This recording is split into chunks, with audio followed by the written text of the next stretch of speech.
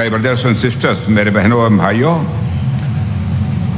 केरलतिल्ले एंटे प्रिय पेट सहोदरी सहोदर मारे എല്ലാവർക്കും എന്റെ നമസ്കാരം. My Malayali is correct? Okay, thank you. मेरे बहनों भाइयों, आज पराऊर की धरती पर आकर मुझे बेहद प्रसन्नता है. यह भूमि अपनी समृद्ध परंपराओं और मेहनत कश लोगों के लिए जानी जाती है.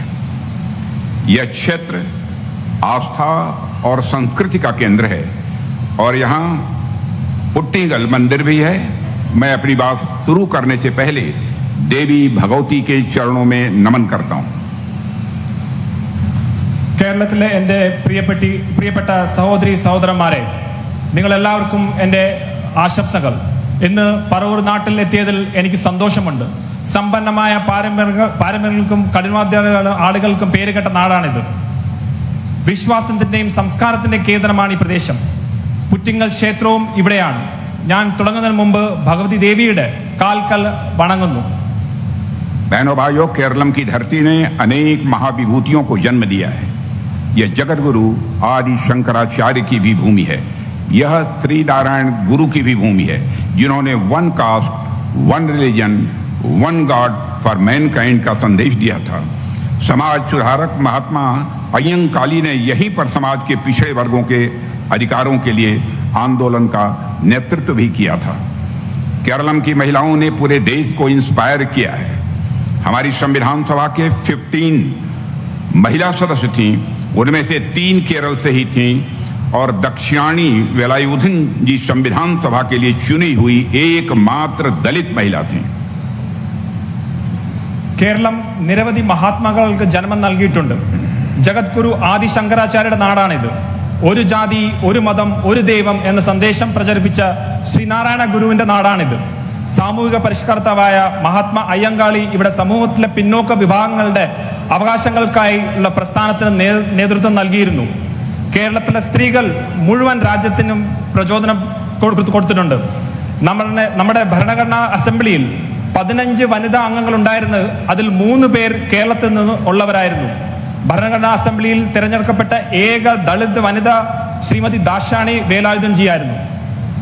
बहनों भाइयों, 1956 में केरलम की ही अन्ना चांडी जी ने भारत के किसी हाई कोर्ट की पहली महिला जज बनी थी और केरल की ही यम फातिमा बीबी जी भी भारत के सुप्रीम कोर्ट में नियुक्त होने वाली पहली महिला जज बनी थी.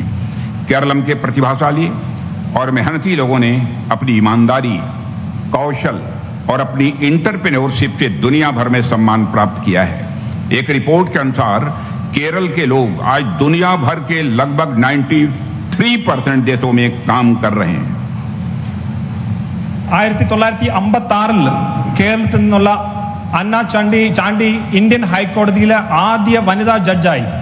ഇന്ത്യയിലെ സുപ്രീം കോടതിയിലേക്ക് നിയമിതയായിട്ടുള്ള ആദ്യ വനിതാ ജഡ്ജിയും കേരളത്തിൽ നിന്നുള്ള എം ഫാത്തിമ ബീവിയാണ്. കേരളത്തിലെ കഴിവുള്ളവരും കഠിനാധ്വാനികളുമായിട്ടുള്ള ജനങ്ങൾ അവരുടെ സത്യസന്ധത, കഴിവുകൾ, സംരംഭത്വം എന്നിവർ ലോകമെമ്പാടും ആദരവ് നേടിയിട്ടുണ്ട്. ഒരു റിപ്പോർട്ട് അനുസരിച്ച് ലോകമെമ്പാടുമുള്ള ഏകദേശം 93% രാജ്യങ്ങളിലും കേരളീയർ ജോലി ചെയ്യുന്നുണ്ട്. मेरे बहनों भाइयों, केरल के मेहनतकश और ईमानदार लोगों के साथ लेफ्ट डेमोक्रेटिक फ्रंट और यूनाइटेड डेमोक्रेटिक फ्रंट दोनों ने दशकों से छल किया है, धोखा दिया है. दोनों का झंडा और चुनाव चिन्ह अलग जरूर है, लेकिन उनका चाल चरित्र एक जैसा है, सोच भी उनकी एक जैसी है. ഇടതുപക്ഷ ജനാധിപത്യ മുന്നണിയും ഐക്യ ജനാധിപത്യ മുന്നണിയും 10 ആണ്ടുകളായിട്ട് കേരളത്തിലെ കഠിനാധ്വാനികളും സത്യസന്ധമായിട്ടുള്ള ജനങ്ങളെ വഞ്ചിച്ചുകൊണ്ടേയിരുന്നു. അവരുടെ പതാകകൾ, തിരഞ്ഞെടുപ്പ് ചിഹ്നങ്ങളും വ്യത്യസ്തമായിരിക്കാം, പക്ഷെ അവരുടെ പെരുമാറ്റവും ചിന്തയും ഒന്ന് തന്നെയാണ്. एलडीएफ और यूडीएफ दोनों ने समाज को डिवाइड करने का काम किया है. दोनों ने केरलम की इकोनॉमी को बर्बाद करने का काम किया है. दोनों ही अपने वादे पूरे नहीं किए हैं. दोनों ने ही जनता का भरोसा तोड़ा है और भ्रष्टाचार को भी बढ़ावा दिया है. केरलम की जनता एलडीएफ और यूडीएफ को चुनने के लिए वोट नहीं करती है, बल्कि वह तो इन दोनों में से एक को सत्ता से बेदखल करने के लिए वोट करती है. लेकिन बदकिस्मती से दूसरा अपने आप सत्ता में आ जाता है। രണ്ടും മുന്നണികളും സമൂഹത്തെ വിഭജിച്ചു. രണ്ടും കേരളത്തിലെ സമ്പദ് വ്യവസ്ഥയെ നശിപ്പിച്ചിട്ടുണ്ട്. രണ്ടും വാഗ്ദാനങ്ങൾ പാലിച്ചിട്ടില്ല. രണ്ടും പൊതുജനങ്ങളുടെ വിശ്വാസം തകർക്കുകയും അഴിമതിയെ പ്രോത്സാഹിപ്പിക്കുകയും ചെയ്തു. കേരളത്തിലെ ജനങ്ങൾ LDFനെയോ UDFനെയോ തിരഞ്ഞെടുക്കാനല്ല വോട്ട് ചെയ്യുന്നത്, പകരം അവരിൽ ഒരാളെ അധികാരത്തിൽ നിന്ന് പുറത്താക്കാനാണ്. എന്നാൽ നിർഭാഗ്യവശാൽ മറ്റേ മുന്നണി യാന്ത്രികമായി അധികാരത്തിൽ വരുന്നു. बहनों भाइयों, केरलम की जनता जानती है कि LDF का मतलब लूट, डिवीजन और फेलोर है, और UDF का मतलब अनट्रस्टवर्दी, डिसऑनेस्टी और फ्रॉड है। ADF में जो यफ है, इस यफ का मतलब होता है, आप सभी को पता है, यम मीन्स फ्रंट, लेकिन कौन सा फ्रंट मैं बताता हूं, यह है फ्रंट फॉर करप्शन। LDF എന്നാൽ നമുക്ക് എല്ലാവർക്കും LDF, എല്ലിന്റെ ലൂട്ട് അതായത് കൊള്ള, ഡി എന്ന ഡിവിഷൻ അതായത് വിഭജനം, F എന്ന് പറഞ്ഞാൽ ഫെയിലിയർ അതായത് പരാജയം എന്നിവയാണ്. UDF എന്നാൽ UDFന്റെ അൺട്രസ്റ്റ്വർതി, അവിശ്വാസം, ഡിസോണസ്റ്റി, കള്ളത്തരം, വഞ്ചന, ഫ്രോഡ്. ഈ രണ്ടുപേരും ഫ്രണ്ട് എന്ന് പറയുന്നത് അത് എന്താണെന്ന് ഞാൻ നിങ്ങൾക്ക് പറഞ്ഞുതരാം. ആ ഫ്രണ്ട് അത് ഫ്രണ്ട് ഫോർ കറപ്ഷൻ, അതായത് അഴിമതിയുടെ ഒരു മുന്നണിയാണ് ഇവർ രണ്ടുപേരും. बहनों भाइयों, आपको करवन्नूर बैंक घोटाला अच्छी तरह से याद है ना? इस घोटाले में CPIM पार्टी के नेताओं के नाम सामने आए हैं. वह जनता के साथ मैं समझता हूं कि बहुत बड़ा विश्वासघात था, और केरल की जनता को जवाब चाहिए कि आखिर उनके पैसों के साथ ऐसा खिलवाड़ क्यों हुआ और ऐसा खिलवाड़ कैसे हुआ. आप लोगों की मेहनत की कमाई को गबन करने वालों को पाप लगेगा. കരുവന്നൂർ ബാങ്ക് തട്ടിപ്പ് നിങ്ങൾക്ക് ഓർമ്മയുണ്ടല്ലോ. ഈ തട്ടിപ്പിൽ CPM പാർട്ടി നേതാക്കളുടെ പേര് ഉയർന്നു വന്നിട്ടുണ്ടായിരുന്നു. ഇത് പൊതുജനങ്ങളോടുള്ള വഞ്ചനയായിരുന്നു. കേരളത്തിലെ ജനങ്ങൾക്ക് അവരുടെ പണത്തിൽ ഇത്തരം കൃത്രിമം എന്തുകൊണ്ട്, എങ്ങനെ സംഭവിച്ചു എന്നുള്ള ഉത്തരം തീർച്ചയായിട്ടും കിട്ടണം. സാധാരണക്കാരുടെ കഠിനാധ്വാനം കൊണ്ട് സമ്പാദിച്ച പണം തട്ടിയെടുത്തവർക്ക് തീർച്ചയായിട്ടും ശിക്ഷ കിട്ടും. मेरे बहनों भाइयों, पिछले वर्ष पोन मैन मूवी आई थी, देखी होगी आप लोगों ने. वो इस बारे में थी कि कैसे गोल्ड के लालच में लोग नैतिकता और रिश्तों तक को दांव पर लगा देते हैं. साथियों, मैं मानता हूं कि पिछले साल आई पोन मैन मूवी तो काल्पनिक थी, लेकिन असली पोन मैन की कहानी तो 2020 में घटी थी, जब state government sponsored gold smuggling scam हुआ था, और इस स्कैम में यहां के मुख्यमंत्री से जुड़े लोगों का नाम भी आया था. കഴിഞ്ഞ വർഷം പൊന്മാൻ എന്ന സിനിമ പുറത്തിറങ്ങിയിരുന്നു. അത് നിങ്ങൾ എല്ലാവരും കണ്ടു കാണുമല്ലോ. സ്വർണത്തിന് വേണ്ടി ആളുകൾ എങ്ങനെയാണ് ധാർമ്മികതയും ബന്ധങ്ങളെയും പോലും അപകടത്തിലാക്കുന്നു എന്നതായിരുന്നു അത്. സുഹൃത്തുക്കളെ, കഴിഞ്ഞ വർഷം പുറത്തിറങ്ങിയ പൊന്മാൻ എന്ന സിനിമ സാങ്കല്പികമാണ്, ഞാൻ സമ്മതിക്കുന്നു. എന്നാൽ യഥാർത്ഥ പൊന്മാൻ നടന്നത് 2020-ലാണ്. അന്ന് സംസ്ഥാന സർക്കാർ സ്പോൺസർ ചെയ്ത ഒരു സ്വർണ്ണക്കടത്ത് അഴിമതി നടന്നു. മുഖ്യമന്ത്രിയുമായി ബന്ധപ്പെട്ട ആളുകളും ഈ അഴിമതിയിൽ ഉൾപ്പെട്ടിരുന്നു. LDF के शासन में ही AI कैमरा स्कैम, K-फोन प्रोजेक्ट स्कैम और लाइफ मिशन स्कैम जैसे घोटालों की पूरी लंबी लिस्ट है, जिसमें जनता के पैसे को लूटा गया है. Cochin minerals and rutile limited से जुड़े एक मामले में केरलम के मुख्यमंत्री के परिवार के सदस्य तक मनी लॉन्ड्रिंग के आरोपी हैं. LDF ഭരണകാലത്ത് AI ക്യാമറ അഴിമതി, K-ഫോൺ പ്രോജക്റ്റ് അഴിമതി, ലൈഫ് മിഷൻ അഴിമതി തുടങ്ങിയ അഴിമതികളുടെ ഒരു നീണ്ട പട്ടിക തന്നെ ഉണ്ട്.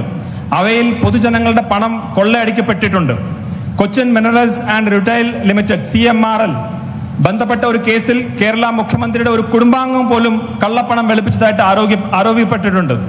मेरे बहनों भाइयों, जैसी LDF है वैसी ही UDF भी है. उसका रिकॉर्ड भी बहुत ही गंदा है.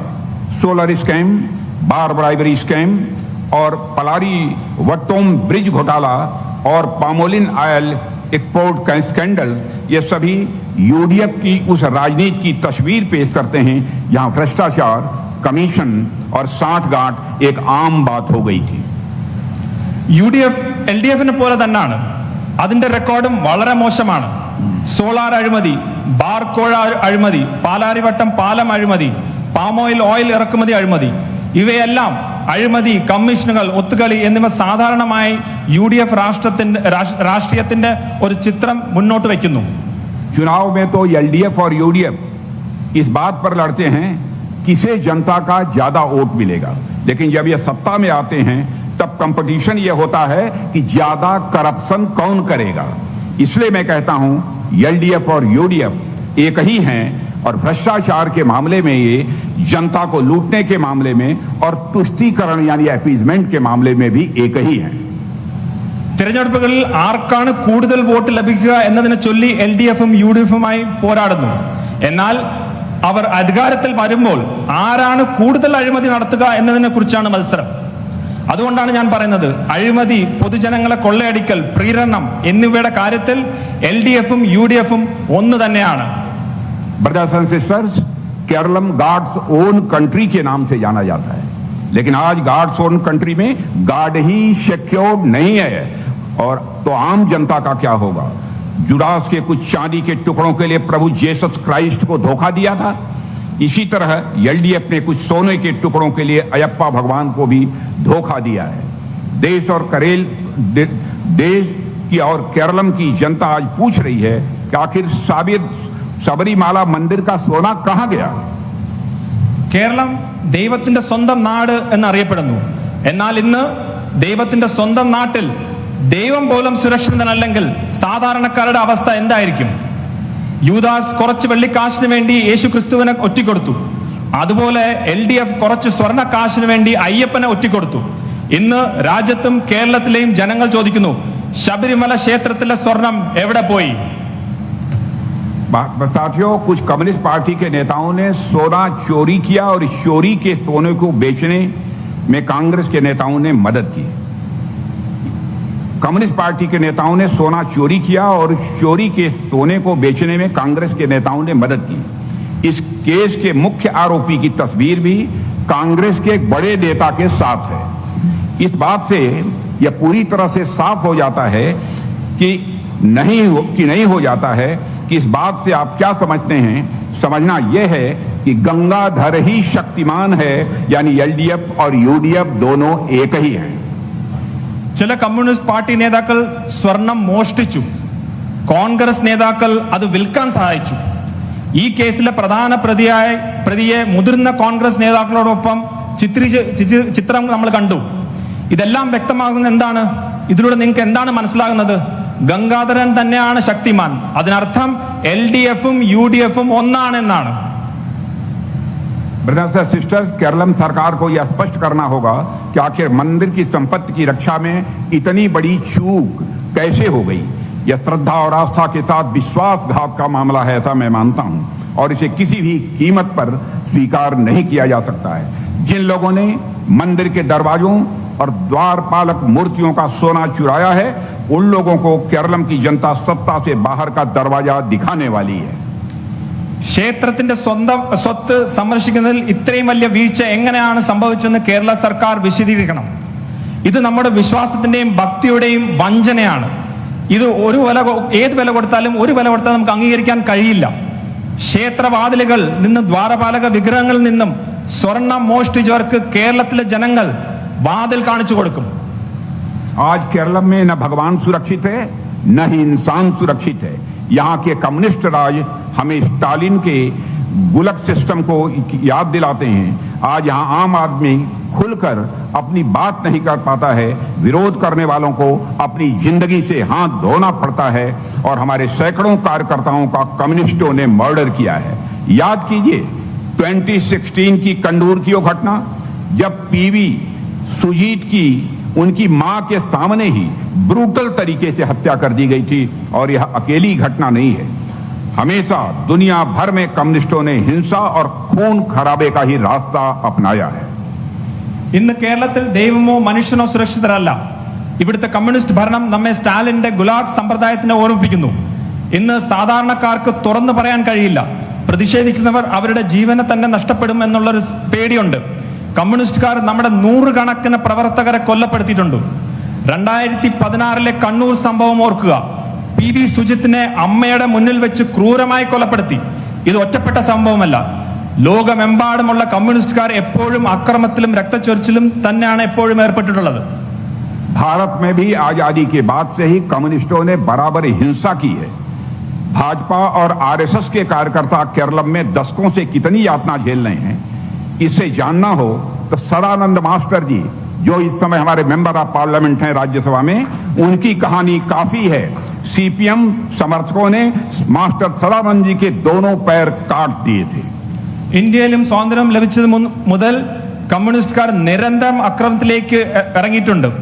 പതിറ്റാണ്ടുകളെ കേരളത്തിലെ BJP RSS പ്രവർത്തകർക്ക് അനുഭവിക്കുന്ന പീഡനങ്ങൾ മനസ്സിലാക്കണമെങ്കിൽ സദാനന്ദ് മാസ്റ്റർജിയുടെ കഥ മാത്രം മതി. CPMകാർ സദാനന്ദ്ജിയുടെ 2 കാലുമായിരുന്നു വെട്ടിമാറ്റിയത്. इन लोगों ने इंसानों के साथ साथ कम्युनिस्टों ने जानवरों को भी नहीं बख्शा है. याद कीजिए कैसे 1990s के दौर में कम्युनिस्ट पार्टी के लोगों ने चुनाव हारने के बाद एक स्नेक पार्क को ही आग के हवाले कर दिया था. ये लोग पावर के लिए कुछ भी कर सकते हैं. इनकी राजनीति बदले की राजनीति है, इनकी राजनीति हिंसा की राजनीति है. हमारा केरलम ऐसा नहीं हो सकता है. हिंसा के लिए केरलम की पहचान कम्युनिस्टों ने बनाई है. हमें इसे बदलना होगा और हम चाहते हैं केरलम प्रोग्रेस के लिए जाना जाए, केरलम डेवलपमेंट के लिए जाना जाए और केरलम इंडस्ट्री के लिए जाना जाए. മനുഷ്യരോടൊപ്പം കമ്മ്യൂണിസ്റ്റുകാർ മൃഗങ്ങളെ പോലും വെറുതെ വിട്ടിട്ടില്ല. ഓർക്കുക, 1990 ഒരു തിരഞ്ഞെടുപ്പിൽ പരാജയപ്പെട്ടതിന് ശേഷം കമ്മ്യൂണിസ്റ്റ് പാർട്ടി അംഗങ്ങൾ ഒരു പാമ്പ് പാർക്കിന് തീയിട്ടത് നിങ്ങളെല്ലാം ഓർക്കുന്നുണ്ടല്ലോ. അധികാരത്തിനായി ഈ ആളുകൾ എന്തും ചെയ്യും. അവരുടെ രാഷ്ട്രീയം പ്രതികാരത്തിന്റെയും അക്രമത്തിന്റെയും രാഷ്ട്രീയമാണ്. നമ്മുടെ കേരളം ഇങ്ങനെ ആകാൻ കഴിയില്ല. കമ്മ്യൂണിസ്റ്റുകാർ കേരളത്തിന്റെ ഐഡന്റിറ്റി ഇന്ന് അക്രമം ആണ് എന്ന് സൃഷ്ടിച്ചിട്ടുണ്ട്. അത് നമ്മൾ മാറ്റണം. കേരളം പുരോഗതിക്ക് വേണ്ടിയുള്ള പേര് കേട്ടതായിരിക്കണം, വികസനത്തിന് വേണ്ടിയുള്ള പേര് കേട്ടതായിരിക്കണം, വ്യവസായത്തിന് വേണ്ടിയുള്ള പേര് കേട്ടതായിരിക്കണം. LDF और UDF की राजनीति अपीजमेंट पर, तुष्टीकरण पर टिकी हुई है.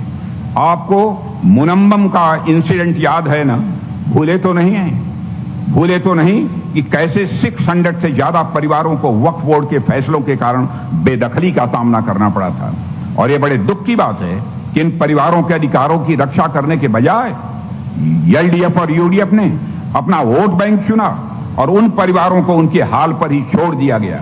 हमें ऐसे सभी अन्याय से लड़ने के लिए वक्फ अमेंडमेंट बिल लेकर हम आए हैं ताकि पूरे देश में ऐसा न हो सके, गरीब लोगों की जमीनें छीनी न जा सकें. लेकिन LDF और UDF दोनों ने इसका विरोध किया. संसद में चर्चा या मतदान होने से पहले ही LDF और UDF ने इस बिल के खिलाफ एक प्रस्ताव पास कर दिया. यह दिखाता है कि जब बात वोट बैंक की आती है तो ये दोनों दल कितनी जल्दी अपने सारे भेदभावों को भुलाकर एक साथ खड़े हो जाते हैं. LDF-ന്റെയും UDF-ന്റെയും രാഷ്ട്രീയം പ്രീരണത്തിന് അടിസ്ഥാനത്തിലുള്ളതാണ്. മുനമ്പം സംഭവം നിങ്ങളെല്ലാം ഓർക്കുന്നുണ്ടല്ലോ അല്ലേ? നിങ്ങളത് മറന്നില്ലല്ലോ. വഖഫ് ബോർഡിന്റെ തീരുമാനങ്ങൾ കാരണം 600-ലധികം കുടുംബങ്ങൾ എങ്ങനെയാണ് കുടിയറപ്പ് ഭീഷണിയിൽ നിന്നത് നിങ്ങൾ മറന്നില്ലല്ലോ. ഈ കുടുംബങ്ങളുടെ അവകാശങ്ങൾ സംരക്ഷിക്കാനും LDF-ഉം UDF സംരക്ഷിക്കുന്നതിന് പകരം LDF-ഉം UDF-ഉം അവരുടെ വോട്ട് ബാങ്കിന് വേണ്ടി മാത്രം വളരെ സങ്കടകരമായിട്ടുള്ള നിലപാടാണ് എടുത്തത്. ഈ കുടുംബങ്ങൾക്ക് സ്വയം അവർ തന്നെ രക്ഷ നേടാൻ വേണ്ടിയുള്ള സ്ഥിതിയിലേക്ക് തള്ളിവിട്ടു. രാജ്യമെമ്പാടും ഇത് സംഭവിക്കാതിരിക്കാൻ അത്തരം എല്ലാ അനീതികൾക്കും എതിരെ പോരാടാൻ വേണ്ടി ഞങ്ങൾ വഖഫ് ഭേദഗതി ബിൽ അവതരിപ്പിച്ചു. പാവപ്പെട്ടവരുടെ ഭൂമി തട്ടിയെടുക്കാൻ കഴിയാതിരിക്കാൻ വേണ്ടിയായിരുന്നു അത്. പക്ഷെ LDF-ഉം UDF-ഉം അതിനെയും എതിർത്തു. പാർലമെന്റിൽ ചർച്ച ചെയ്യാനോ വോട്ട് ചെയ്യാനോ കഴിയുന്നതിന് മുമ്പ് തന്നെ LDF-ഉം UDF-ഉം ബില്ലിനെതിരെ ഒരു പ്രമേയം പാസാക്കി. വോട്ട് ബാങ്ക് കാര്യങ്ങൾ ഈ 2 പാർട്ടികളും എത്ര വേഗത്തിൽ ഒന്നിച്ചു നിൽക്കുന്നു എന്ന് കാണിക്കുന്നു. ഇത് ब्रदर्स एंड सिस्टर्स, केरल में एक्सट्रीमिज्म का खतरा तेजी से मंडरा रहा है. केरल में कई युवा इस एक्सट्रीमिज्म का शिकार हुए हैं और यह हो रहा है क्योंकि LDF और UDA दोनों ही अपीजमेंट की पॉलिटिक्स कर रहे हैं. आज सवाल यह साफ है कि केरल को जमायत इस्लामी से कौन बचाएगा, PFI से कौन बचाएगा, SDPI से कौन बचाएगा. LDF और UDF इस एक्सट्रीमिज्म के खिलाफ कुछ नहीं करेंगे, क्योंकि इससे उनका वोट बैंक खतरे में आ जाएगा और वोट बैंक की राजनीति के कारण एलडीएफ और यूडीएफ इन तुष्टीकरण ताकतों के खिलाफ कोई बड़ा कदम उठाने की वह हिम्मत नहीं कर पाएंगे. ഇന്ന് കേരളത്തിൽ തീവ്രവാദി ഭീഷണി വളരെ വലുതാണ്. കേരളത്തിലെ നിരവധി യുവാക്കൾ ഈ തീവ്രവാദത്തിന് ഇരയാകുന്നു. LDF-ഉം UDF-ഉം ഇവിടെ പ്രീരണ രാഷ്ട്രീയം പ്രയോഗിക്കുന്നതിലാണ് ഇത് സംഭവിക്കുന്നത്. ഇന്ന് ചോദ്യം വ്യക്തമാണ്. ജമാഅത്ത് ഇസ്ലാമിയിൽ നിന്ന് കേരളത്തിലെ ആര് രക്ഷിക്കും? PFIയിൽ നിന്ന് ആര് രക്ഷിക്കും? SDF-ൽ നിന്ന് ആര് രക്ഷിക്കും? LDF-ഉം UDF-ഉം ഈ തീവ്രവാദത്തിന് ഒന്നും ചെയ്യില്ല. കാരണം അത് അവരുടെ വോട്ട് ബാങ്കിനെ അപകടത്തിലാക്കും. വോട്ട് ബാങ്ക് രാഷ്ട്രീയം കാരണം LDF-ഉം UDF-ഉം ഈ മൗലികവാദ ശക്തികൾക്കെതിരെ ശക്തമായ നടപടിയെടുക്കാൻ ധൈര്യപ്പെടുന്നില്ല. यदि कोई पार्टी केरल के इस विभाजनकारी एजेंडे से केरल को बचा सकती है तो वह केवल भारतीय जनता पार्टी है. इसलिए अगर केरलम को विकास के रास्ते पर ले जाना है तो इस बार भाजपा ही एकमेव अल्टरनेटिव है. കേരളത്തിലെ അവരുടെ വിഘടന അജണ്ടയിൽ നിന്ന് രക്ഷിക്കാൻ ഏതെങ്കിലും പാർട്ടിക്ക് കഴിയുമെങ്കിൽ അത് BJP മാത്രമാണ്. അതിനാൽ കേരളത്തിലെ വികസനത്തിന്റെ പാതയിലേക്ക് നയിക്കണമെങ്കിൽ ഇത്തവണ BJP മാത്രമാണ് ഏക പോംവഴി. दोस्तों, कांग्रेस ने निलंबूर विधानसभा उपचुनाव में खुलकर जमायते इस्लामी जैसे संगठन का समर्थन किया है. याद कीजिए, कांग्रेस के ही नेता ओमेन चांडी तक भी इस संगठन को खतरनाक और राष्ट्र विरोधी बताते थे. Social democratic party of India के बारे में अक्सर कहा जाता है कि उसका संबंध band popular front of India से है, लेकिन कांग्रेस मंजेश्वरम में उसके सहारे चुनाव जीतने की तैयारी कर रही है. നിലമ്പൂർ നിയമസഭാ ഉപതെരഞ്ഞെടുപ്പിൽ ജമാഅത്തെ ഇസ്ലാമി പോലുള്ള ഒരു സംഘടനയെ കോൺഗ്രസ് പരസ്യമായ പിന്തുണ സ്വീകരിച്ചിരുന്നു. കോൺഗ്രസ് നേതാവ് ഉമ്മൻചാണ്ടി പോലും ഈ സംഘടനയെ അപകടകരവും ദേശവിരുദ്ധമാണെന്ന് വിളിച്ചത് നാം ഓർക്കുന്നു. Social democratic party of India SDPI നിരോധിത പോപ്പുലർ ഫ്രണ്ട് ഓഫ് ഇന്ത്യയുമായി ബന്ധമുണ്ടെന്ന് പലപ്പോഴും പറയപ്പെടുന്നു, എല്ലാവർക്കും അറിയാം. എന്നിരുന്നാലും മഞ്ചേശ്വരത്തെ തിരഞ്ഞെടുപ്പ് ജയിക്കാൻ കോൺഗ്രസ് അവരുടെ പിന്തുണയോടെ തയ്യാറെടുക്കുകയാണ്. पहले तो कांग्रेस और उसके सहयोगी तुष्टीकरण माने अपीजमेंट ये छिपा कर करते थे, लेकिन अब तो वह शर्म की भी खत्म हो गई है. जो पार्टी सेकुलरिज्म की दुहाई देती है वही आज एंटी नेशनल फोर्सेस को मेन स्ट्रीम की राजनीति में लाने की कोशिश कर रही है. यही कांग्रेस के दोहरे चरित्र वाली राजनीति है. ये लोग सत्ता हासिल करने के लिए कुछ भी कर सकते हैं. कांग्रेस कुर्सी के लिए देश भी बेच सकती है. लेकिन आपको देखकर मुझे ऐसा लग रहा है मेरे बहनों भाइयों कि केरलम की जनता अब परिवर्तन का मन बना चुकी है. अब न ही LDF न ही UDF आने वाले विधानसभाओं में BJP को प्रचंड बहुमत हासिल होकर रहेगा. മുമ്പ് കോൺഗ്രസും സഖ്യകക്ഷികളും രഹസ്യമായിരുന്നു ഈ പ്രീണന രാഷ്ട്രീയം നടത്തിയിരുന്നത്. എന്നാൽ ഇപ്പോൾ ആ നാണക്കേട് പോലും അപ്രത്യക്ഷമായിരിക്കുകയാണ്. മതേതരത്വത്തിന് വേണ്ടി വാദിക്കുന്ന പാർട്ടി ഇപ്പോൾ ദേശവിരുദ്ധ ശക്തികളെ മുഖ്യധാര രാഷ്ട്രീയത്തിലേക്ക് കൊണ്ടുവരാൻ ശ്രമിക്കുകയാണ്. ഇതാണ് കോൺഗ്രസിന്റെ ഇരട്ട മുഖ രാഷ്ട്രീയം. അധികാരത്തിന് വേണ്ടി ഈ ആളുകൾ എന്തും ചെയ്യും. അധികാരത്തിന് വേണ്ടി കോൺഗ്രസ് രാജ്യം പോലും വിൽക്കാൻ അവർക്ക് മടിയില്ല. എന്നാൽ നിങ്ങളെ നോക്കുമ്പോൾ, കേരളത്തിലെ ജനങ്ങളെ ഇപ്പോൾ നോക്കുമ്പോൾ, കേരളത്തിലെ ജനങ്ങൾ ഇവിടെ മാറ്റത്തിനായി തീരുമാനിച്ചു എന്ന് എനിക്ക് തോന്നുന്നു. ഇനി LDF ഇല്ല, UDF ഇല്ല. വരാനിരിക്കുന്ന നിയമസഭാ തിരഞ്ഞെടുപ്പിൽ BJP വൻ ഭൂരിപക്ഷത്തോടെ വിജയിക്കും. मेरे बहनों भाइयों, 2024 में सुरेश गोपी जी के जीत के साथ केरलम की राजनीति में एक ऐतिहासिक बदलाव की शुरुआत हुई थी. तब हमने यहाँ पहली बार लोकसभा के चुनाव में कोई सीट जीती थी और अब हाल ही में तिरुवनंतपुरम के लोकल बॉडी इलेक्शन में भी BJP ने जीत हासिल की है. लेकिन मैं यह मानकर चलता हूं कि हमें अभी संतुष्ट होकर बैठना नहीं है. इत तुडगम मात्रम मानू, यह तो केवल शुरुआत है. 2024 സുരേഷ് ഗോപിയുടെ വിജയത്തോടെ കേരള രാഷ്ട്രീയത്തിൽ ഒരു ചരിത്രപരമായ മാറ്റം ആരംഭിച്ചു. നമ്മൾ ഇവിടെ ആദ്യമായി ഒരു ലോക്സഭാ സീറ്റ് നേടി. ഇപ്പോൾ അടുത്തിടെ തിരുവനന്തപുരത്ത് നടന്ന തദ്ദേശ സ്വയംഭരണ തെരഞ്ഞെടുപ്പിൽ BJP വിജയിച്ചു.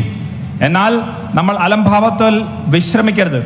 ഇത് ഒരു തുടക്കം മാത്രമാണ്. मेरे बहनों भाइयों, इन सब साली अचीवमेंट्स का श्रेय यदि किसी को जाता है तो आरएसएस और भारतीय जनता पार्टी के केरलम के कार्यकर्ताओं को जाता है। अपनी जान पर खेलकर, अपना सर्वस्व देकर उन्होंने यहां नेशन फर्स्ट की भावना से काम किया है। मैं पार्टी को मजबूत किया है। मैं उन बीजेपी और आरएसएस के सैकड़ों कार्यकर्ताओं का नमन करता हूं जिन्होंने केरलम में अपनी जिंदगी देकर पार्टी को सींचा है। ഈ നേട്ടങ്ങളെല്ലാം അർഹതപ്പെട്ട കേരളത്തിൽ നിന്ന് ഏറ്റവും മുന്നിൽ നിൽക്കുന്നുണ്ടെങ്കിൽ അത് RSSും BJP പ്രവർത്തകരാണ്. ജീവൻ പണയപ്പെടുത്തി എല്ലാം നൽകി അവരെ രാഷ്ട്രപ്രഥമം എന്നുള്ള ഒറ്റ ആശയത്തിൽ പ്രവർത്തിച്ചുകൊണ്ടേയിരുന്നു. പാർട്ടിയെ ശക്തിപ്പെടുത്തി. ഇന്ന് ജീവൻ ത്യജിച്ചുകൊണ്ട് കേരളത്തിൽ പാർട്ടിയെ വളർത്തിയ നൂറുകണക്കിന് BJP RSS പ്രവർത്തകരെ ഞാൻ അഭിവാദ്യം ചെയ്യുന്നു.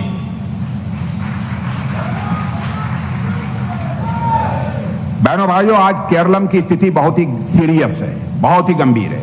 नेशनल क्राइम रिकॉर्ड्स ब्यूरो की अगर रिपोर्ट देखें तो पता लगता है कि यहां की सरकार बिल्कुल फेल हो चुकी है। लॉ एंड ऑर्डर का बुरा हाल है। 2023 में केरलम देश के सभी राज्यों में सबसे ज्यादा क्राइम रेट वाला यह स्टेट बन गया है। केरलम में महिलाओं के खिलाफ लगातार अपराध बढ़ रहे हैं। बच्चों के खिलाफ अपराध के मामले लगातार बढ़ रहे हैं। यहां साइबर क्राइम लगातार बढ़ रहा है। यहां यह मैं नहीं कह रहा हूं कि यह, बल्कि यह आंकड़े बोल रहे हैं। एक और दुख की बात है कि नेशनल फैमिली हेल्थ सर्वे के अनुसार आज केरलम में शराब का कंजम्पशन रेट सबसे अधिक है. കേരളത്തിലെ ഇന്നത്തെ സ്ഥിതി വളരെ ഗുരുതരമാണ്. National crime record bureau report പരിശോധിച്ചാൽ ഇവിടുത്തെ സർക്കാർ പൂർണ്ണമായി പരാജയപ്പെട്ടതായി നമുക്ക് കാണാൻ കഴിയും. ക്രമസമാധാന പാലം മോശം അവസ്ഥയിലാണ്. 2023 രാജ്യത്തിലെ എല്ലാ സംസ്ഥാനങ്ങളിലും ഏറ്റവും ഉയർന്ന കുറ്റകൃത്യം നടന്നത് കേരളത്തിലാണ്. കേരളത്തിൽ സ്ത്രീകൾക്കെതിരായിട്ടുള്ള കുറ്റകൃത്യങ്ങൾ വർദ്ധിച്ചു വരികയാണ്. കുട്ടികൾക്കെതിരായിട്ടുള്ള കുറ്റകൃത്യങ്ങൾ ക്രമാനുഗതമായിട്ട് വർദ്ധിച്ചുകൊണ്ടിരിക്കുകയാണ്. സൈബർ കുറ്റകൃത്യങ്ങൾ ഇവിടെ വർദ്ധിച്ചുകൊണ്ടിരിക്കുകയാണ്. ഞാൻ ഇത് പറയുന്നതല്ല, കണക്കുകളാണ് ഇത് നമ്മോട് പറയുന്നത്. कल्पना कीजिए कि जिस केरल को कभी सोशल अवेयरनेस, सामाजिक जागरूकता के लिए जाना जाता था, वही स्टेट आज अपराध के मामलों में सबसे ऊपर पहुंच गया है. वह राज्य आज नशे की गिरफ्त में है और यह सब केरलम सरकार की नाकामी का नतीजा है. मैं कहना चाहता हूं, आज समय है बदलाव का, आज समय है परिवर्तन का. हमें ऐसी सरकार चाहिए जो यहां के लॉ एंड ऑर्डर सिचुएशन को मजबूत करे, अपराधियों के मन में डर पैदा करे और हर नागरिक को सुरक्षा की गारंटी दे. केरलम ब्रह्मा युगम से निकलकर सत युगम में जाने वाला है. मेरे बहनों भाइयों, आपने फिल्म देखी होगी. ഒരു കാലത്ത് സാമൂഹിക അവബോധത്തിന് പേര് കേട്ട കേരളം ഇപ്പൊ കുറ്റകൃത്യങ്ങളുടെ കാര്യത്തിൽ 1-ാം സ്ഥാനം നേടിയിട്ടുണ്ട്. ആ സംസ്ഥാനം ഇപ്പോൾ മയക്കുമരുന്നിനും അടിമപ്പെട്ടിരിക്കുന്നു. ഇതെല്ലാം കേരള സർക്കാരിന്റെ പരാജയത്തിന്റെ ഫലമാണ്. ഇന്ന് മാറ്റത്തിനുള്ള സമയമാണ്. സമാധാനം ശക്തിപ്പെടുത്തുന്ന, കുറ്റവാളികളെ ഭയം ജനിപ്പിക്കുന്ന, ഓരോ പൗരനും സുരക്ഷ ഉറപ്പാക്കുന്ന ഒരു സർക്കാരിനെയാണ് നമുക്ക് വേണ്ടത്. കേരളം ഇന്ന് ബ്രഹ്മയുഗം ഉപേക്ഷിച്ച് സത്യയുഗത്തിലേക്ക് പ്രവേശിക്കാൻ പോകുന്നു. केरलम कभी अपनी शिक्षा के लिए जाना जाता था, लेकिन आज यहां का नौजवान ऐसे मोड़ पर आकर खड़ा है जहां उसे पढ़ाई के लिए भी और साथ ही साथ रोजगार के लिए भी अपना घर छोड़कर प्रदेश से बाहर जाना पड़ रहा है. PLFS सर्वे ने साफ किया है कि केरला में अनएम्प्लॉयमेंट लगभग 30% तक पहुंच गई है और आज लाखों नौजवान प्रदेश छोड़कर जा रहे हैं. साथियों, केरलम का नौजवान सिर्फ नौकरी के लिए बाहर नहीं जा रहा, बल्कि शिक्षा के लिए भी बाहर जा रहा है. दशकों तक लेफ्ट डेमोक्रेटिक फ्रंट और यूनाइटेड डेमोक्रेटिक फ्रंट के शासन ने केरलम के फ्यूचर को पूरी तरह से कमजोर कर दिया है और अब समय आ गया है कि केरलम के सुनहरे भविष्य को, गोल्डन फ्यूचर को गढ़ा जाए और नौजवानों को यहीं पर अपॉर्चुनिटी मिले और केरलम की प्रॉस्पेरिटी और डेवलपमेंट की राह पर ले जाने का काम हो. अब समय आ गया है बीजेपी को केरलम में जिताने का. കേരളം ഒരു കാലത്ത് വിദ്യാഭ്യാസത്തിന് പേര് കേട്ടതായിരുന്നു. എന്നാൽ ഇന്ന് വിദ്യാഭ്യാസത്തിനും തൊഴിലിനുമായി വീടുകൾ വിട്ട് സംസ്ഥാനത്ത് നിന്ന് പുറത്തു പോകാൻ നിർബന്ധിതരായിരിക്കുന്ന ഒരു ഘട്ടത്തിലാണ് ഇവിടുത്തെ യുവാക്കൾ. കേരളത്തിലെ തൊഴിലില്ലായ്മ ഏകദേശം 30% എത്തിയിട്ടുണ്ട്. PLFS സർവേ വ്യക്തമാക്കി കാണിക്കുന്നുണ്ട്. ഇന്ന് ദശലക്ഷക്കണക്കിന് യുവാക്കൾ സംസ്ഥാനം വിടുകയാണ്. കേരളത്തിലെ യുവാക്കൾ ജോലിക്ക് മാത്രമല്ല വിദ്യാഭ്യാസത്തിനും വേണ്ടിയാണ് പോകുന്നത്. വെറും 5 വർഷത്തിനുള്ളിൽ വിദേശത്ത് പോകുന്ന വിദ്യാർത്ഥികളുടെ എണ്ണം ഇരട്ടിയായി. ഇടതുപക്ഷത്തെ ജനാധിപത്യ മുന്നണിയും ഐക്യ ജനാധിപത്യ മുന്നണിയും പതിറ്റാണ്ടുകളായി ഭരണം കേരളത്തിന്റെ ഭാവിയെ ദുർബലപ്പെടുത്തി. കേരളത്തിന്റെ ശോഭനമായ ഭാവി രൂപപ്പെടുത്താനുള്ള സമയമാണിത്. ഇവിടുത്തെ യുവാക്കൾക്ക് അവസരം നൽകുന്നതിനും കേരളത്തിന്റെ അഭിവൃദ്ധിയിലും വികസനത്തിലും നയിക്കുന്നതിനും BJP-യുടെ വിജയം ഉറപ്പാക്കേണ്ട സമയം അതിക്രമിച്ചിരിക്കുന്നു. मेरे बहनों भाइयों, परावूर की हालत आपको केरलम की सच्चाई बता देगी. यहाँ के लोग वर्षों तक एक सरकारी कॉलेज की मांग कर रहे हैं. इस मांग को पूरी तरह से नजरअंदाज किया गया और यहाँ की पारंपरिक आजीविकाएं खत्म होने की कगार पर हैं. और चंदमंगलम का हैंडलूम उद्योग और उससे जुड़े मजदूर आज भी संघर्ष कर रहे हैं, लेकिन उनकी मदद के लिए जो ठोस कदम उठाया जाना चाहिए आज तक नहीं उठाया गया. पोकली पैडी फील्ड्स भी उपेक्षा का शिकार है. मुजरिस हेरिटेज प्रोजेक्ट का भी क्षेत्र को कोई वास्तविक लाभ नहीं मिला है.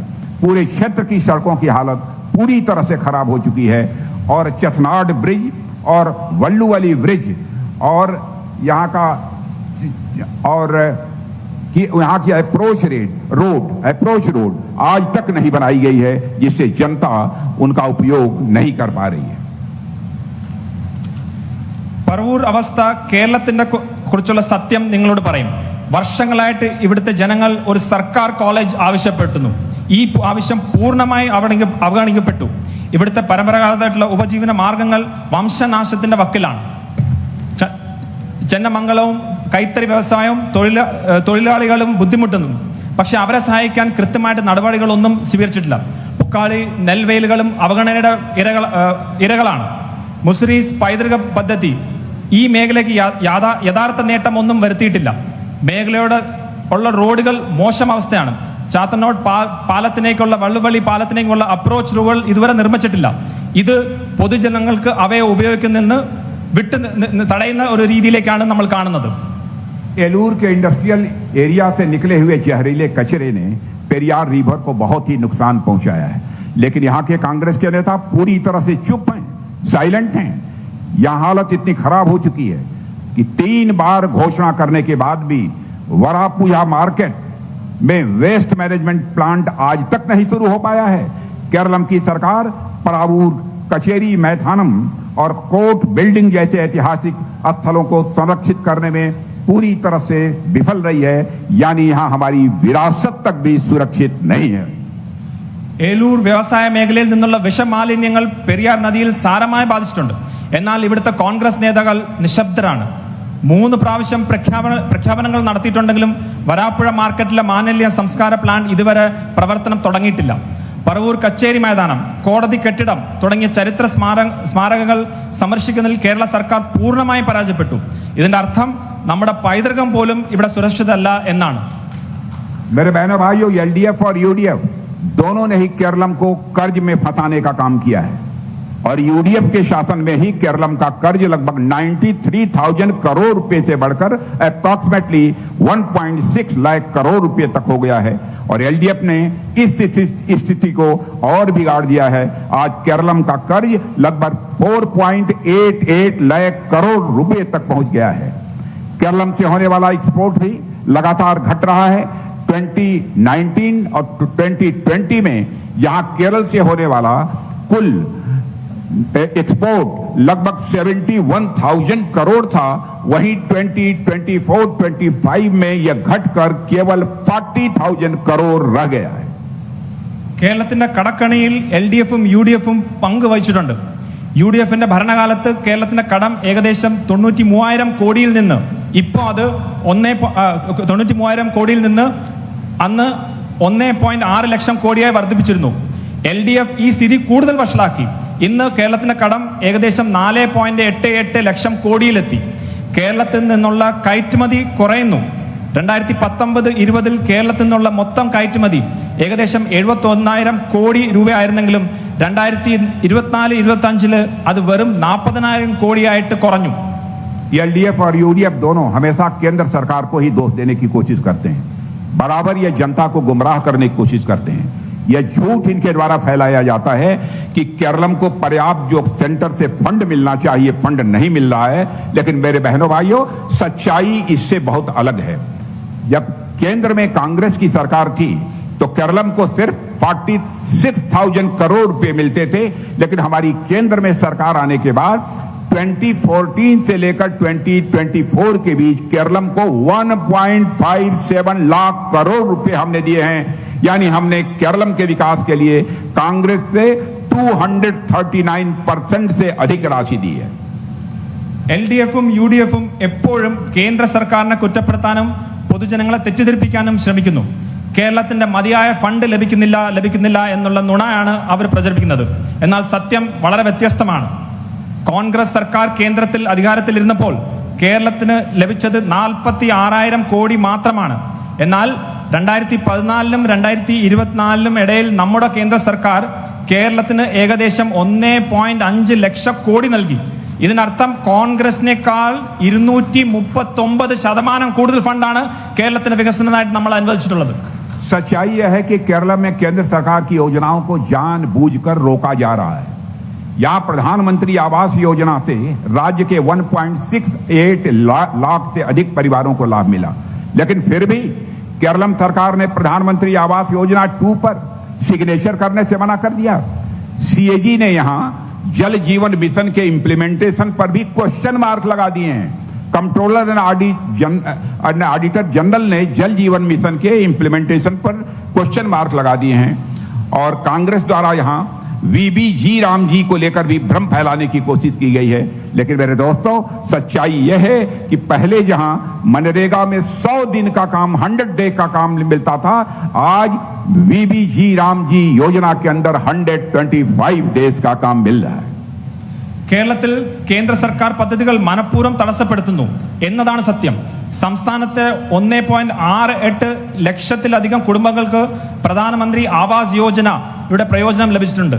എന്നിട്ടും കേരള സർക്കാർ പ്രധാനമന്ത്രി ആവാസ് യോജന 2.0 ഒപ്പിടാൻ വിസമ്മതിച്ചു. ജൽജീവൻ മിഷനെ കുറിച്ച് അതിന് പല തരത്തുകളും ഉണ്ടെന്ന് CAG റിപ്പോർട്ട് തന്നെ ഇവിടെ പല ചോദ്യങ്ങളും ചോദിച്ചിട്ടുണ്ട്. VBG രാംജി സംബന്ധിച്ച് കോൺഗ്രസ് പാർട്ടിയും ആശയക്കുഴപ്പം സൃഷ്ടിക്കാൻ ശ്രമിച്ചു. മുൻപ് മൻരേഗ വഴി 100 ദിവസം ജോലി നൽകിയിരുന്നെങ്കിൽ ഇന്ന് VBG രാംജി വഴി 125 ദിവസമാണ് ജോലി നൽകുന്നത് എന്നതാണ് സത്യം. मेरे बहनों भाइयों, BJP और NDA का लक्ष्य साफ है, सबका साथ, सबका विकास और सबका विश्वास। और पिछले 11 सालों में प्रधानमंत्री मोदी जी के नेतृत्व में हमने अपने नागरिकों को जीवन को बेहतर किया है। पिछले 11 वर्षों में हमने 37.8 करोड़ से ज्यादा लोगों को पॉवर्टी लाइन से बाहर करने में कामयाबी हासिल की है। 2014 में भारत दुनिया की 10वीं सबसे बड़ी अर्थव्यवस्था थी और वर्तमान में हम दुनिया की 4थी सबसे बड़ी इकोनॉमी बनकर खड़े हुए हैं। और 2030 तक हमारा देश दुनिया के देशों में इकोनॉमी की साइज के मामले में 3rd पोजीशन पर होगा मेरे बहनों भाइयों। और 2047 तक हमारा भारत यह विकसित राष्ट्र बनकर रहेगा। BJP-യുടെയും NDA-യുടെയും ലക്ഷ്യം വ്യക്തമാണ്. എല്ലാവരുടെയും കൂടെ, എല്ലാവരുടെയും വികസനം, എല്ലാവരുടെയും വിശ്വാസം. ഇതാണ് പ്രധാനമന്ത്രി നരേന്ദ്രമോദിയുടെ നേതൃത്വത്തിൽ നമ്മൾ ഓരോ പൗരന്മാരുടെ അടുത്തും നമ്മൾ കാണിക്കുന്നത്. അവരുടെ ഈ ഒരു ആശയം വെച്ചാണ് അവരുടെ ജീവിതം നമ്മൾ മെച്ചപ്പെടുത്തുന്നത്. കഴിഞ്ഞ 11 വർഷത്തിനുള്ളിൽ 378 ദശലക്ഷത്തിലധികം ആളുകളെ നമ്മൾ ദാരിദ്ര്യത്തിൽ നിന്ന് മോചിപ്പിച്ചു. 2014 ഇന്ത്യ ലോകത്തിലെ 10ാമത്തെ വലിയ സമ്പദ് വ്യവസ്ഥയായിരുന്നു. നിലവിൽ ലോകത്തെ 4ാമത്തെ വലിയ സമ്പദ് വ്യവസ്ഥയാണ് നമ്മൾ. 2030 മുമ്പ് 3ാമത്തെ വലിയ സമ്പദ് വ്യവസ്ഥയാകാനുള്ള പാതയിലാണ് നമ്മൾ. 2047 ആവുന്നതോടൊപ്പം വികസിത രാഷ്ട്രമാക്കുക എന്നാണ് നമ്മുടെ ലക്ഷ്യം. और बहनों भाइयों, हम मानते हैं जब तक केरलम या डेवलप्ड स्टेट नहीं बनेगा तब तक भारत भी डेवलप्ड नेशन नहीं बन सकता है। इसलिए केंद्र सरकार लगातार केरलम में विकास का कार्य कर रही है। 2025 में नरेंद्र मोदी जी ने केरलम को विजिन्यम इंटरनेशनल सी पोर्ट समर्पित किया है और इसकी क्षमता बढ़ाने पर भी आगे काम चल रहा है। और यह केरल को ग्लोबल ट्रेड का एक बड़ा केंद्र बनाने की दिशा में उठाया गया एक हिस्टोरिकल स्टेप है। കേരളം വികസിപ്പിക്കുമ്പോൾ മാത്രമേ ഇന്ത്യ വികസിക്കുകയുള്ളൂ എന്ന് നമ്മൾ വിശ്വസിക്കുന്നു. അതിനാൽ കേന്ദ്ര സർക്കാർ കേരളത്തിന്റെ വികസനത്തിനായി തുടർച്ചയായി പ്രവർത്തിച്ചുകൊണ്ടിരിക്കുകയാണ്. 2025 ശ്രീ നരേന്ദ്രമോദി വിഴിഞ്ഞം അന്താരാഷ്ട്ര തുറമുഖം കേരളത്തിന് സമർപ്പിച്ചു. അതിന്റെ ശേഷി വികസിപ്പിക്കാനുള്ള പ്രവർത്തനങ്ങൾ നടന്നു വരികയാണ്. കേരളത്തിന്റെ ആഗോള വ്യാപാരത്തിന്റെ പ്രധാന കേന്ദ്രമാക്കി മാറ്റാനുള്ള ചരിത്രപരമായിട്ടൊരു ചുവടുവെപ്പാണിത്. हमने केरल में इंफ्रास्ट्रक्चर के साथ साथ कनेक्टिविटी को बढ़ाने का भी काम किया है और हम लोगों ने यहाँ का एनुअल रेलवे बजट 10 टाइम्स 10 गुना बढ़ाया है. यानी जहां 2009 to 14 के बीच केरल को पर ईयर 372 करोड़ मिलते थे, वहीं आज यह बढ़कर 3795 करोड़ हो गया है और राज्य में 100% रेलवे इलेक्ट्रिफिकेशन हो चुका है. അടിസ്ഥാന സൗകര്യങ്ങൾക്കൊപ്പം കേരളത്തിന്റെ കണക്ടിവിറ്റി മെച്ചപ്പെടുത്താനും നമ്മൾ പ്രവർത്തിച്ചിട്ട് വരികയാണ്. വാർഷിക റെയിൽവേ ബഡ്ജറ്റ് 10 മടങ്ങാണ് വർദ്ധിച്ചിട്ടുള്ളത്. ഇതിന്റെ അർത്ഥം 2009-14 കാലയളവിൽ കേരളത്തിന് പ്രതിവർഷം 372 കോടി മാത്രം ലഭിച്ചിരുന്നെങ്കിൽ ഇന്നത് 3795 കോടിയായി വർദ്ധിപ്പിച്ചു. സംസ്ഥാനത്തിൽ 100% റെയിൽവേ വൈദ്യുതീകരണം നേടിയിട്ടുണ്ട്. आज यहाँ पर कई वंदे भारत एक्सप्रेस ट्रेनें चल रही हैं. यहाँ पर अमृत भारत एक्सप्रेस ट्रेन चलाई जा रही है. यहाँ के 35 रेलवे स्टेशन का मॉडर्नाइजेशन किया जा रहा है. स्ट्रेटेजिक मिनरल्स की माइनिंग, प्रोसेसिंग, रिसर्च और मैन्युफैक्चरिंग बढ़ाने के लिए यहाँ रेयर अर्थ कॉरिडोर डेवलप किया जा रहा है. वहीं भारतमाला परियोजना के तहत 593 किलोमीटर के 20 हाईवे प्रोजेक्ट पर 57,000 करोड़ से अधिक का निवेश हो रहा है. और साथियों, NH66 अब अपने अंतिम चरण में है और यह केरलम की देश के बाकी हिस्सों से कनेक्टिविटी को मजबूत करेगा और कोच्चि पोर्ट से हमारे ट्रेड को बढ़ाएगा, पर्यटन को बढ़ाएगा और उद्योग को बढ़ावा देगा. ഇന്ന് നിരവധി വന്ദേ ഭാരത് എക്സ്പ്രസ് ട്രെയിനുകൾ ഇവിടെ ഓടുന്നുണ്ട്. നിരവധി അമൃത് ഭാരത് എക്സ്പ്രസ് ട്രെയിനുകൾ സർവീസ് നടത്തുന്നുണ്ട്. 35 റെയിൽവേ സ്റ്റേഷനുകൾ നവീകരിച്ചു വരികയാണ്.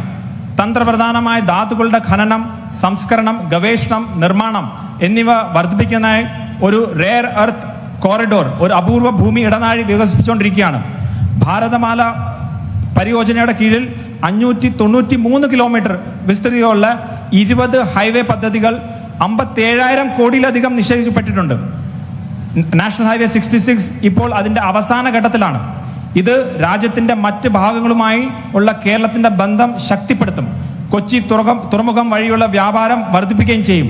ഇത് ടൂറിസത്തെയും വ്യവസായത്തെയും ഉത്തേജിപ്പിക്കും. केरल के फिशरमैन के लिए हम लोगों ने पिछले 5 वर्षों में 1400 करोड़ रुपए दिए हैं. फिशरमैन की मदद के लिए पूरे राज्य में 12,000 से अधिक किसान क्रेडिट कार्ड जारी किए गए हैं. केरल के किसानों को पीएम किसान सम्मान निधि के अंतर्गत 29 लाख किसानों को 13,000 करोड़ रुपए की सहायता दी गई है. महिलाओं का एम्पावरमेंट हमारी यह प्रायोरिटी है. इसलिए हमने सारी विधायिकाओं में महिलाओं को 33% का रिजर्वेशन दिया है और प्रधानमंत्री मातृ वंदन योजना के तहत केरल में 10 लाख से अधिक महिलाओं को 444 करोड़ रुपए से अधिक की सहायता भी दी गई है. കേരളത്തിലെ മത്സ്യത്തൊഴിലാളികളുടെ ക്ഷേമത്തിനായി കേന്ദ്ര സർക്കാർ തുടർച്ചയായ പ്രധാന നടപടികൾ സ്വീകരിച്ചിട്ടുണ്ട്. പ്രധാനമന്ത്രി മത്സ്യ സമ്പദ് യോജന പ്രകാരം കഴിഞ്ഞ 5 വർഷമായി കേരളത്തിന് 1400 കോടി നൽകിയിട്ടുണ്ട്. മത്സ്യത്തൊഴിലാളികളെ സഹായിക്കുന്നതിനായി സംസ്ഥാനത്തുടനീളം 12,000-ലധികം കിസാൻ ക്രെഡിറ്റ് കാർഡുകൾ നൽകിയിട്ടുണ്ട്. പ്രധാനമന്ത്രി കിസാൻ സമ്മാൻ നിധിയിലൂടെ കേരളത്തിലെ 2.9 ദശലക്ഷ കർഷകർക്ക് 13,000 കോടി അനുവദിച്ചിട്ടുണ്ട്. സ്ത്രീ ശാക്തീകരണം നമ്മുടെ മുൻഗണനയാണ്. അതുകൊണ്ടാണ് പാർലമെന്റിൽ നിയമസഭയിലും സീറ്റുകൾക്ക് സ്ത്രീകൾക്ക് 33% സംവരണം വേണം എന്ന് നമ്മൾ പറഞ്ഞിട്ടുള്ളത്. പ്രധാനമന്ത്രി മാതൃവന്ദന യോജന പ്രകാരം കേരളത്തിലെ 1 ദശലക്ഷത്തിലധികം സ്ത്രീകൾക്ക് 444 കോടിയിലധികം സഹായം നൽകിയിട്ടുണ്ട്. बहनों भाइयों, प्रयागराज में जैसे महाकुंभ का एक भव्य आयोजन हुआ था, केरलम में भी एक ऐसा ही आयोजन होता है जिसका नाम है मामंगम और इसे केरलम कुंभ भी कहते हैं. लेकिन 250 वर्षों तक यह पवित्र आयोजन भव्यता के साथ नहीं मनाया जा रहा था. लेकिन हमारे प्रधानमंत्री मोदी जी ने अपने मन की बात के कार्यक्रम में मामंगम का जिक्र किया और इसे जन जन तक पहुंचाने में मदद भी की है. വികസനത്തോടൊപ്പം തന്നെ പൈതൃകം അനിവാര്യമാണെന്ന് നമ്മൾ വിശ്വസിക്കുന്നു. കഴിഞ്ഞ വർഷം പ്രയാഗ്രാജിൽ ഒരു മഹത്തായ മഹാകുംഭം നടന്നതായി നിങ്ങൾ ഓർക്കുന്നുണ്ടല്ലോ. കേരള കുംഭം എന്നും അറിയപ്പെടുന്ന മാമാങ്കം എന്ന പേരിൽ സമാനമായ ഒരു ഉത്സവം കേരളത്തിൽ നടന്നു. ഏകദേശം 250 വർഷമായി ഈ പുണ്യ പരിപാടി ഇത്ര ഗംഭീരമായിട്ട് ആഘോഷിച്ചിട്ടില്ലായിരുന്നു. പ്രധാനമന്ത്രി ശ്രീ നരേന്ദ്രമോദി തന്റെ മൻ കി ബാത് പരിപാടിയിലൂടെ മാമാങ്കത്തെക്കുറിച്ച് പരാമർശിക്കുകയും അത് ജനപ്രിയമാക്കാൻ സഹായിക്കുകയും ചെയ്തു. जब देश के प्रधानमंत्री खुद ऐसे प्रयासों को देश दुनिया के सामने रखते हैं तो यह दिखाता है कि वे केरलम की रिच कल्चर और विरासत को कितना महत्व देते हैं. इसलिए इस वर्ष 5 में से 3 पद्म विभूषण इस वर्ष 5 में से 3 पद्म विभूषण सम्मान केरलम की महानुभूतियों को दिए गए हैं और यह दिखाता है कि केरलम का स्थान हमारी नजरों में कितना ऊंचा है. പ്രധാനമന്ത്രി തന്നെ രാജ്യത്തിനും ലോകത്തിനും മുന്നിൽ ഇത്തരം ശ്രമങ്ങൾ ഉയർത്തി കേരളത്തിന് നല്ല കാര്യങ്ങൾ മുന്നോട്ട് വെക്കുന്ന പറയുമ്പോൾ കേരളത്തിന്റെ സമ്പന്നമായിട്ട് സംസ്കാരത്തെയും പൈതൃകത്തെക്കുറിച്ച് പറയുമ്പോൾ അദ്ദേഹം എത്രമാത്രം വിലമതിക്കുന്നു എന്ന് നമ്മൾ കാണുന്നു. അതുകൊണ്ടാണ് ഈ വർഷം പത്മവിഭൂഷൺ അവാർഡുകൾ 5 എണ്ണത്തിൽ 3 എണ്ണം കേരളത്തിലെ മഹാന്മാർക്ക് ലഭിച്ചത്. കേരളം നമ്മുടെ കണ്ണിൽ എത്രത്തോളം ഉന്നതമായി കണക്കാക്കപ്പെടുന്നു എന്ന് ഇത് കാണിക്കുന്നു. हम हमेशा जनता के मतों का सम्मान करते हैं, चाहे हम किसी विचारधारा के मानने वाले क्यों न हो, हम किसी के खिलाफ हों, लेकिन हम कभी असंवैधानिक तरीके से उनसे लड़ते नहीं हैं. लेकिन दूसरी ओर आप देखिए कि कैसे पंडित जवाहरलाल नेहरू ने डेमोक्रेसी को दरकिनार करते हुए जनता द्वारा चुनी गई EMS नंबूदिरीपाद की कम्युनिस्ट सरकार को केरलम में बर्खास्त कर दिया था. जब आज भी कांग्रेस की यही मेंटलिटी है. कांग्रेस आज भी देश के संस्थानों पर हमला कर रही है और जैसे ही ये लोग कहीं भी चुनाव हारते हैं एक काम और बढ़ जाता है. कभी ये लोग EVM का दोष देते हैं, कभी ये लोग इलेक्शन कमीशन को दोष देते हैं. जब कांग्रेस के युवराज राहुल गांधी को पार्लियामेंट में गलत बयानी करने से रोका जाता है तो वे स्पीकर पर भी सवाल उठाने लगते हैं. इनका इतिहास ऐसा रहा है संस्थाओं को बदनाम करने का. പൊതുജന അഭിപ്രായത്തെ നമ്മൾ എപ്പോഴും ബഹുമാനിക്കുന്നു. ഒരു പ്രത്യശാസ്ത്രത്തിനെ നമ്മൾ എത്രമാത്രം എതിർത്താലും ഭരണഘടനാ വിരുദ്ധമായി നമ്മൾ ഒരിക്കലും അതിനെ ആ രീതിയിൽ പോരാടാറില്ല. എന്നാൽ മറുവശത്ത് ജനാധിപത്യത്തെ മറികടന്ന് പണ്ഡിറ്റ് ജവഹർലാൽ നെഹ്റു എങ്ങനെയാണ് കേരളത്തിൽ ജനാധിപത്യപരമായിട്ട് തെരഞ്ഞെടുപ്പെട്ട EMS നമ്പൂതിരിപ്പാടിന്റെ കമ്മ്യൂണിസ്റ്റ് സർക്കാരിനെ പിരിച്ചുവിട്ട് എന്ന് നമ്മൾ ഓർക്കണം. കോൺഗ്രസ് പാർട്ടിയും ഇന്നും അതേ മാനസികാവസ്ഥയിൽ നിലനിൽക്കുകയാണ്. അവർ രാജ്യത്തിന്റെ സ്ഥാപനങ്ങളെ ആക്രമിക്കുകയാണ്. തെരഞ്ഞെടുപ്പിൽ തോറ്റാൽ ഉടനെ അവർ ഈ പ്രവർത്തനങ്ങൾ കൂടുതൽ രൂക്ഷമാക്കും. ചിലപ്പോൾ അവർ EVM-നെ കുറ്റം പറയും, ചിലപ്പോൾ തെരഞ്ഞെടുപ്പ് കമ്മീഷനെ കുറ്റപ്പെടുത്തും. കോൺഗ്രസ് രാജകുമാരൻ രാഹുൽ ഗാന്ധി പാർലമെന്റിൽ കള്ളം പറയുമ്പോൾ അത് തടഞ്ഞാൽ അവർ സ്പീക്കറിനെ തന്നെ ചോദ്യം ചെയ്യാൻ തുടങ്ങും. സ്ഥാപനങ്ങളെ അപകീർത്തിപ്പെടുത്തുന്ന ചരിത്രമാണ് കോൺഗ്രസിനുള്ളത്. मेरे बहनों भाइयों, आपको जानकर खुशी होगी कि हमारे प्रधानमंत्री मोदी जी भारत के इतिहास के सबसे लंबे समय तक सरकार का नेतृत्व करने वाले नेता बन चुके हैं. यह सिर्फ एक रिकॉर्ड नहीं है, यह राष्ट्र के प्रति उनके समर्पण, ईमानदारी और कर्मठता का यह प्रमाण है और यह राष्ट्र प्रथम नेशन फर्स्ट की सोच का एक जीवंत उदाहरण है और उनके नेतृत्व में भाजपा लगातार नए नए इतिहास रच रही है. ഇന്ത്യൻ ചരിത്രത്തിൽ ഏറ്റവും കൂടുതൽ കാലം സേവനമനുഷ്ഠിച്ച നേതാവായി മോദിജി മാറിയിരിക്കുകയാണ്. ഇത് വെറും ഒരു റെക്കോർഡല്ല, രാഷ്ട്രത്തോടുള്ള അദ്ദേഹത്തിന്റെ സമർപ്പണത്തിനും സത്യസന്ധതയ്ക്കും കഠിനാധ്വാനത്തിനും ഒരു തെളിവാണ്. രാഷ്ട്രമാദ്യം എന്ന തത്വചിന്തയുടെ ജീവിക്കുന്ന ഉദാഹരണമാണിത്. അദ്ദേഹത്തിന്റെ നേതൃത്വത്തിൽ BJP തുടർച്ചയായി പുതിയ ചരിത്രം സൃഷ്ടിച്ചുകൊണ്ടിരിക്കുകയാണ്. उड़ीसा में 2024 में पहली बार BJP की क्लियर मेजॉरिटी के साथ हमारी गवर्नमेंट बनी है. केरल के तिरुवनंतपुरम में पहली बार कमल खिला है. ये 3 बड़े रिकॉर्ड हमें बताते हैं कि भारत की जनता अब सब NDA और भाजपा पर ही विश्वास कर रही है और ये बताते हैं कि भाजपा जहां जाती है भाजपा वहां नया इतिहास बनाती है. और अब अगला रिकॉर्ड कहां बनने वाला है? अगला रिकॉर्ड यदि बनने वाला है तो केरलम में बनने वाला है और अब केरलम में भाजपा की सरकार बनेगी और यहां पर हम एक नया इतिहास भी बनाएंगे. मेरे बहनों भाइयों, ഒഡീഷയിൽ 2024 BJP ആദ്യമായി കേവല ഭൂരിപക്ഷം നേടി. കേരളത്ത് തിരുവനന്തപുരത്ത് ആദ്യമായി താമര വിരിഞ്ഞു. ഈ 3 പ്രധാന റെക്കോർഡുകൾ നമ്മളോട് എന്താണ് പറയുന്നത്? ഇന്ത്യയിലെ ജനങ്ങൾ ഇപ്പോൾ NDAയും BJPയും മാത്രമേ വിശ്വസിക്കുന്നുള്ളൂ എന്നാണ്. BJP എവിടെ പോയാലും പുതിയ ചരിത്രം സൃഷ്ടിക്കുന്നു എന്ന് അവ കാണിക്കുന്നു. അടുത്ത റെക്കോർഡ് എവിടെ സൃഷ്ടിക്കാൻ പോകുന്നുവെന്ന് ഞാൻ പറയുകയാണ്, അത് കേരളത്തിലായിരിക്കും. ഇനി കേരളത്തിൽ BJP സർക്കാർ രൂപീകരിക്കും, ചരിത്രം സൃഷ്ടിക്കും. बहनों भाइयों, आपने द केरलम स्टोरी मूवी के बारे में सुना भी होगा, हो सकता है देखा भी हो, लेकिन द केरलम स्टोरी वह नहीं होनी चाहिए जो इस मूवी में दिखाई गई है. केरलम स्टोरी होनी चाहिए डेवलपमेंट की, केरलम स्टोरी होनी चाहिए प्रोग्रेस की, केरलम स्टोरी होनी चाहिए प्रॉस्पेरिटी की, केरलम स्टोरी होनी चाहिए तो पीस की. ദ കേരള സ്റ്റോറി എന്ന സിനിമ നിങ്ങൾ കണ്ടു കാണും. അത് നിങ്ങൾ ചർച്ചയിലൂടെയും അല്ലാതെ നിങ്ങൾ അതിനെ ശ്രദ്ധിച്ചു കാണും. എന്നാൽ കേരള സ്റ്റോറി എന്ന സിനിമ കാണിക്കുന്ന പോലെ അല്ല നമ്മൾ ആവശ്യപ്പെടുന്നത്. കേരള സ്റ്റോറി വികസനത്തിന്റെയും പുരോഗതിയുടെയും സമൃദ്ധിയുടെയും സമാധാനത്തിന്റെയും കേരള സ്റ്റോറിയായി മാറണം. कल ही हम लोगों ने अपना इलेक्शन मैनिफेस्टो जारी किया है. गरीब परिवारों के लिए साल में 2 LPG गैस सिलेंडर एकदम फ्री दिए जाएंगे ओणम और क्रिसमस के अवसर पर. ഇന്നലെയാണ് നമ്മൾ ഇലക്ഷൻ മാനിഫെസ്റ്റോ റിലീസ് ചെയ്തത്. നമ്മളിവിടെ പ്രഖ്യാപിക്കുകയാണ് 2 LPG സിലിണ്ടർ, ഒന്ന് ഓണത്തിനും ക്രിസ്മസിനും ഫ്രീ ആയിട്ട് നമ്മൾ എല്ലാ കുടുംബങ്ങൾക്കും കൊടുക്കും. और वीमेन्स को, महिलाओं को 3000 रुपीज पर मंथ और सभी सीनियर सिटीजन्स को भी यह सुविधा मिलेगी. എല്ലാ മഹിളകൾക്കും മുതിർന്ന പൗരന്മാർക്കും 3000 രൂപ പ്രതിമാസം നമ്മൾ നൽകും.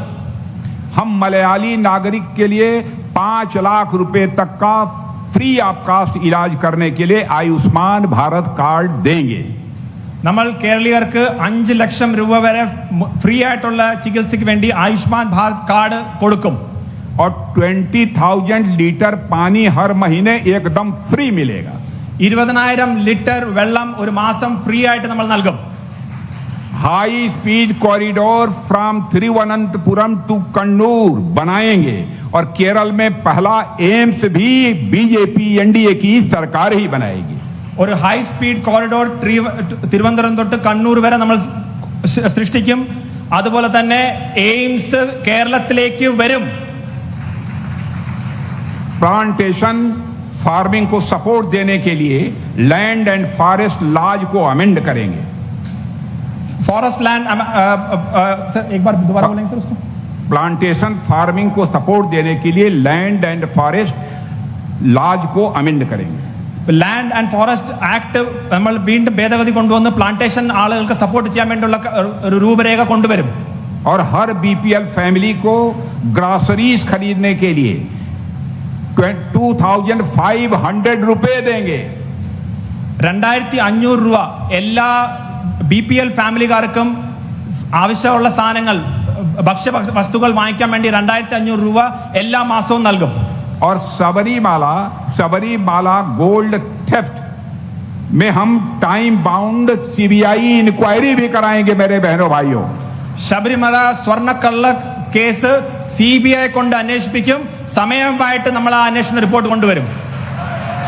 इसलिए मैं आप सभी से अनुरोध करना चाहता हूं मेरे भाइयों कि हमारे जो कैंडिडेट्स यहाँ पर बैठे हैं, पारावूर से हमारे श्री बलसाला MP और हमारे कलामेसरी से बीनू MP और अंगामलई से प्रोमी कुरियाकोश और पेरम्बरू से GV वर्गीस जी और अलुआ से यम्बे ब्रह्मराज जी को भारी मतों से विजय दिलाकर इनको केरलम की विधानसभा में भेजें, यही अपील करते हुए और आप सबको धन्यवाद देते हुए अपना निवेदन समाप्त करता हूं. आप सबको बहुत बहुत धन्यवाद.